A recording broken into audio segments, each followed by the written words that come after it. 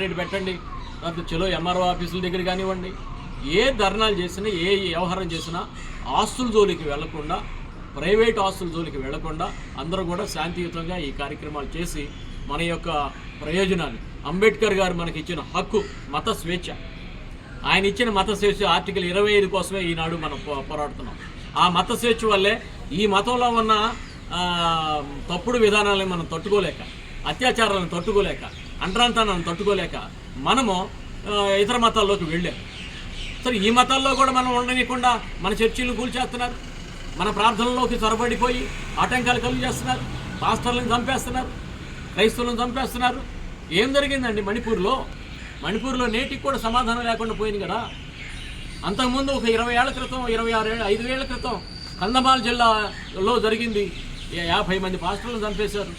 అంతేకాకుండా ఒరిస్సా రాష్ట్రంలో 1998లో కుష్టు రోగులకు సేవ చేస్తున్నటువంటి గ్రాహం స్టీవెన్స్ను కూడా ఎంతో ఘోరంగా సజీవ్ దాసు ఆయనతో పాటు ఉన్న 2 బిడ్డలను కూడా జీపులో పెట్టి బజరంగ దళోళ్ళే సజీవ దహనం చేశారు.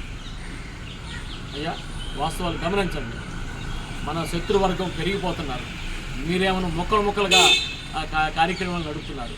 ఈ మొక్కలే మనల్ని ముక్కలుగా చుండూరులో లాగా ముక్కలుగా చేసే విధంగా మళ్ళీ అటువంటి సంఘటనలు జరుగుతాయని చెప్పి నేను తెలియజేస్తూ, అందరూ కూడా ఐక్యపడండి, ఐక్య ఉద్యమాలు నడపండి, న్యాయం మనకి దక్కేదాకా ఉద్యమాలు నడపాలని చెప్పి నేను కోరుతూ, అందరూ మళ్ళీ ఇట్లా నేను వీడియోల ద్వారా మిమ్మల్ని కలుస్తాను. అయితే నేను ఈ వీడియోల కన్నా కానీ లేకపోతే సోషల్ మీడియా అనే పెద్దగా నాకు ఇంట్రెస్ట్ కార్యక్రమాల పట్లే. భగవంతుడు నాకు 30 సంవత్సరాల మట్టి రోడ్డు ఇచ్చాడు. రోడ్డే నా ఆస్తి. ఎప్పుడు ఎవరికి ఏ అన్యాయం జరిగితే రోడ్డు మీదకి వస్తాను, ధర్నాలు, ర్యాలీలు, కలెక్టరేట్ పట్టులో చేస్తూ ఉంటాను. కనుక వాస్తవ పరిస్థితులు గమనించండి.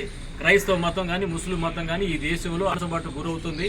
అలా ఎస్సీలకు ఉన్న రిజర్వేషన్లు ఎత్తేసేసి వాళ్ళని అణగదొక్కేసేసి అగ్ర కులాల దగ్గర మనం వాళ్ళ యొక్క చెప్పులకి, వాళ్ళ యొక్క కాళ్ళకి చెప్పులకి ఎట్లా ఉన్నామో, వాళ్ళ క్రింద కూలీలకి ఎట్లా బ్రతికామో అదే తీసుకురావాలని, అదే విధానం రావాలని చెప్పేసి వీళ్ళందరూ కూడా కుట్ర చేస్తున్నారు. ఈ కుట్రని మనం ఛేదించాలా, ఈ కుట్రని మనం ఖండించాలా. కనుక మనకు అంబేద్కర్ గారు ఇచ్చిన ప్రయోజనాలు ఏదైతే ఉన్నాయో అని ప్రాథమిక హక్కులన్నిటి కూడా మనం కాపాడుకునేందుకోసం ఉద్యమించాలని చెప్పి నేను మీకు తెలియజేస్తున్నాను. జై భీమ్, జై యేసునాథ, జై బుద్ధ.